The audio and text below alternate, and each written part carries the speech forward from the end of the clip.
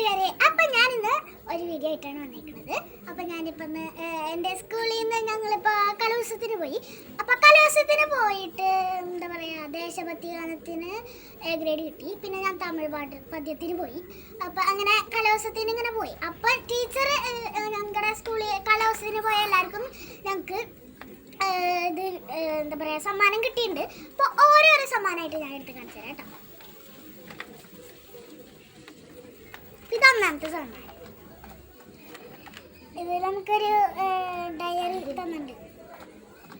Diary, പിന്നെ ഒരു പേന, ഒരു സ്റ്റിക്കർ, ഒരു ചെറിയൊരു മാർക്കർ, പിന്നെ കുറച്ചും കൂടി ഉണ്ട്. പിന്നെ ഇതാണ് മുഖം മാറും കേട്ടോ, നല്ല രസമുണ്ട്.